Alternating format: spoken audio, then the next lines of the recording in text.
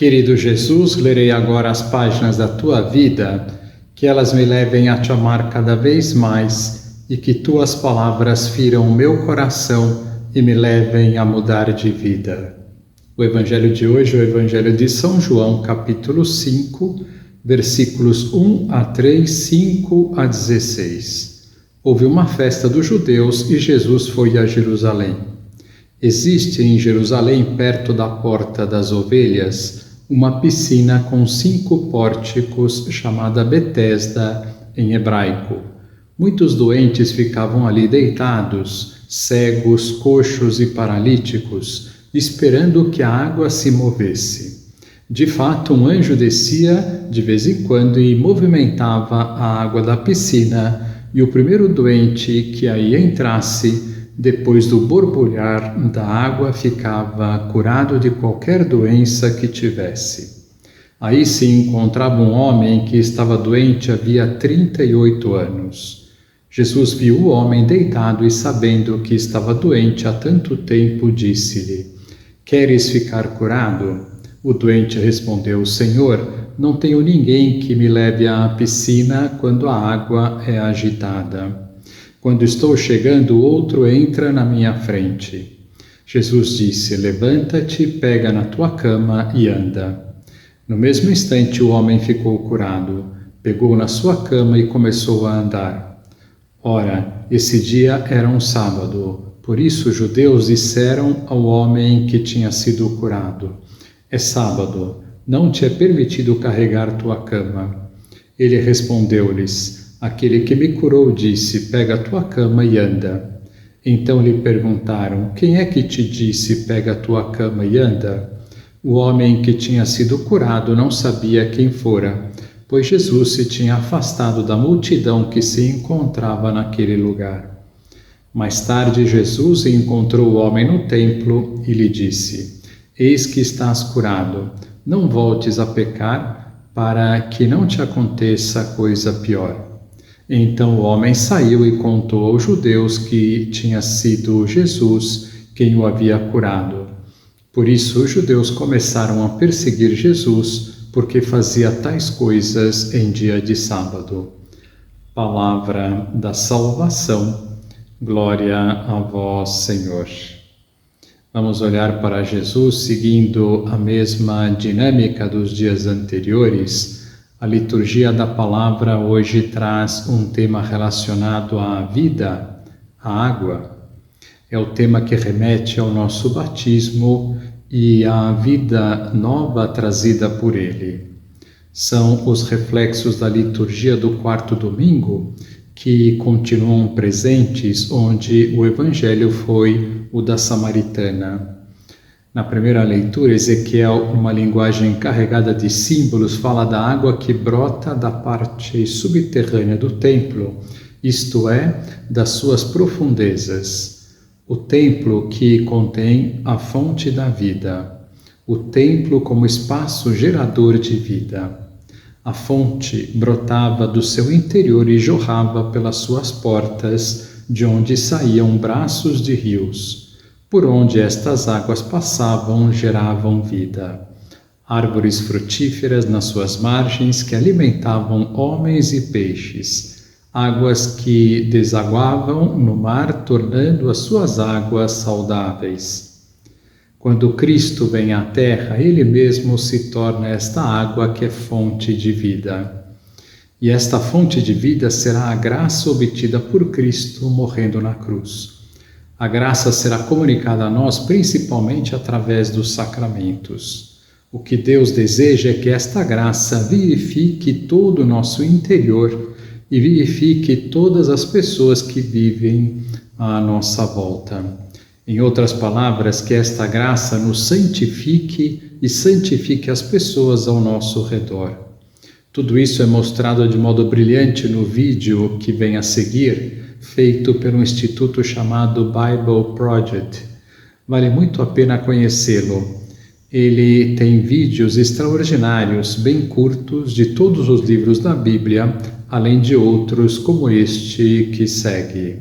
Certamente você já ouviu a palavra santo, ou pelo menos já cantou ela uma ou duas vezes em uma música de igreja. Para a maioria das pessoas, ela está simplesmente associada com a ideia de ser uma pessoa moralmente boa. Então, Deus é santo porque ele é moralmente perfeito, mas isso é apenas uma característica de Deus. Na Bíblia, a ideia de santidade é mais completa. Santidade na Bíblia representa Deus como a força criativa por trás de todo o universo. Ele é o único ser com poder para criar um mundo completamente cheio de beleza e vida, e o conjunto das habilidades limitadas de um Deus único é o que melhor representa a ideia da palavra santo. Uma maneira de pensar sobre a santidade de Deus é usando o Sol como metáfora. O Sol é único, pelo menos no nosso sistema solar, e ele é super poderoso. De certa maneira, o Sol é a fonte de toda a vida em nosso planeta. Assim você poderia dizer que o Sol é santo. Na verdade, você poderia até levar essa metáfora adiante, dizendo que toda a área ao redor do Sol também é santa, visto que quanto mais próximo você está do Sol, mais intenso ele fica, o que nos faz perceber que esse poder e bondade que gera toda essa vida também é perigoso. Quero dizer, se você chegar muito perto do Sol, ele irá te aniquilar.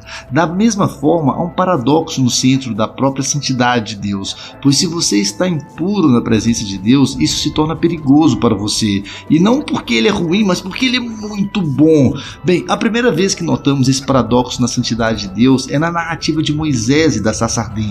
Deus ordena a Moisés que ele tire as sandálias, pois ele está em solo santo, e Moisés até cobre seu rosto com medo quando Deus diz: ei, não se aproxime mais. É muito intenso, e esta intensidade da santidade de Deus é explorada também nas narrativas do templo de Israel, que era o local onde se encontrava a presença santa de Deus. No centro do templo havia um espaço chamado Santíssimo, que era o lugar de acesso da presença de Deus, e que se você fosse um israelita morando ao redor do templo, ou um sacerdote trabalhando dentro do templo, você estaria em proximidade com a santa presença de Deus, o que é perigoso, e isso era um problema. Afinal, como o povo podia se aproximar de Deus? Bem, na Bíblia a solução era que você deveria se tornar puro, ser moralmente puro, que é fácil de entender, mas por outro lado, a Bíblia gasta um bom tempo falando sobre outro tipo de pureza, ser ritualmente puro, que é um estado no qual você se separa de tudo que está relacionado com a morte, como tocar coisas tipo pele adoecida ou defuntos, ou até mesmo certos fluidos corporais.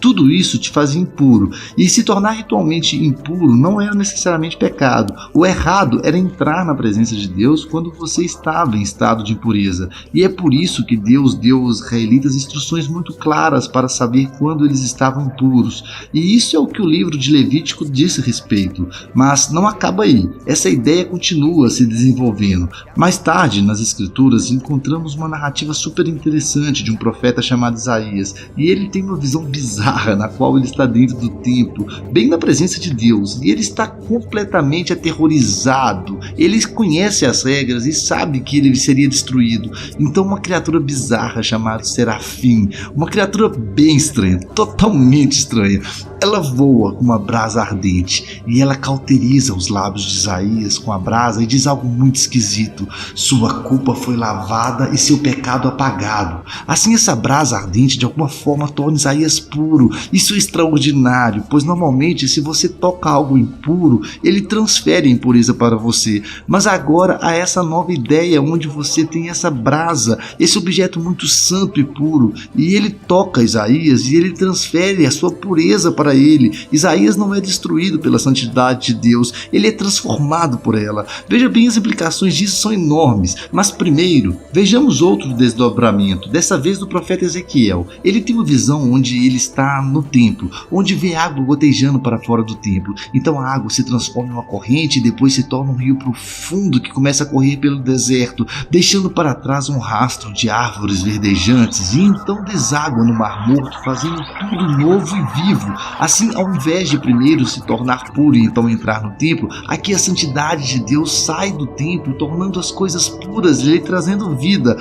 Mas nós não sabíamos o que isso significava até encontrarmos Jesus. Jesus afirma estar cumprindo todas essas antigas visões, fazendo nova todas as coisas. E Jesus sai por aí tocando pessoas que eram impuras, pessoas com doenças de pele, uma mulher com sangramento crônico ou pessoas mortas. E quando ele as tocava, ao invés da impureza dele ser transferida para Jesus, acontecia o contrário. A pureza de Jesus era transferida para eles e, na verdade, curava-os. Jesus é como a brasa ardente da visão de Isaías, e Jesus afirmou ser a forma humana da santidade de Deus e que agora ele e seus seguidores eram os templos de Deus. Assim, através deles, a santa presença de Deus iria sair ao mundo e trazer vida, cura e paz. E é por isso que Jesus descreveu seus seguidores como aqueles que têm correntes de águas vivas jorrando de dentro deles.